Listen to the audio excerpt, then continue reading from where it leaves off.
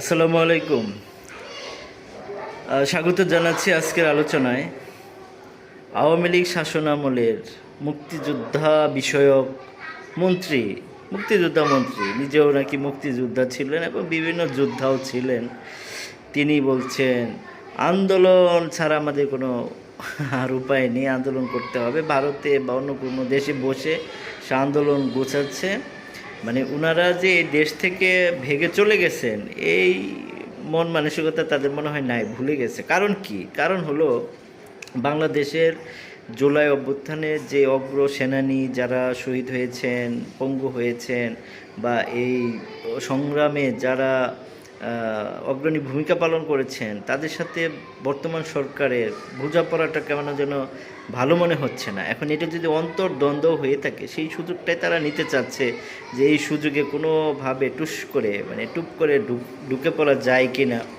আন্দোলন তো হচ্ছে, জুকারবার্গের ফেসবুকে বিশাল আন্দোলন হচ্ছে, এই বুঝি এসে গেল তো আওয়ামী লীগ নাকি মাঠে নামবে। আরেকটা কথা, মানে আমি বাংলাদেশের রাজনীতির প্রেক্ষাপটে একটা জিনিস বলতে চাই, যে কোনো একটা দল, মানে সুফি সাধকের দলই হোক না কেন, তারা যদি কোনো অন্যায় করে, সে অন্যায়ের বিচার কি হবে না? এবং তারা মানে আগে যত ভালো কাজই করুক, কোনো কাজের মধ্য দিয়ে, বিতর্কিত কাজের মধ্য দিয়ে যদি তাদের বিচারের ট্রায়ালের সম্মুখীন হয়, সেটা তাদের ফেস করতে হবে না। এবং সেই দলকে, মানে তাদের এই অপকর্মকে ভুলে যে আবারও দেশে কেন শাসন করার অধিকার তাদের দিতে হবে, আমি এটা বুঝি না।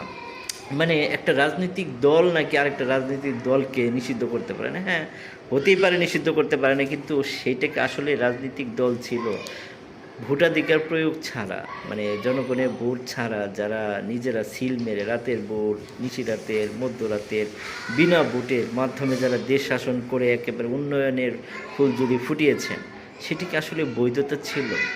এইসব নৈতিক প্রশ্ন থেকেই তো তাদের এই দেশে আর শাসন করার কোনো অধিকার থাকে না। এবং সেই সংগঠনটা একটা সন্ত্রাসী সংগঠন, তারা হেলমেট বাহিনী, তারা বিভিন্ন রকমের কেউ কেউ দর্শন করে হয়েছে সেঞ্চুরিয়ান, মানে এই ধরনের নানা অপকর্ম তাদের গোড়া থেকেই। সেই সংগঠনটাকে মূল উৎপাটন করে দেওয়ার সময় কি এটা না, যেটা জনগণ করে দিয়েছে? সুতরাং এই মাসুদ কামালের মতো, আনিস আলমগীরের মতো সাংবাদিকরা বলে যে আওয়ামী লীগকে নিষিদ্ধ করা ঠিক হয়নি। তবে বিএনপি সরকার, যারা বিএনপি সরকার চালাচ্ছে, তাদেরও কিছু অতিরঞ্জিত কথাবার্তা, এগুলো ঠিক না। একটা রাষ্ট্র চালাতে গেলে এত কিছু লাফালাফির দরকার হয় না। সুষ্ঠু সুন্দরভাবে দেশ চালান, আওয়ামী লীগের কাছ থেকে শিক্ষা নিয়ে।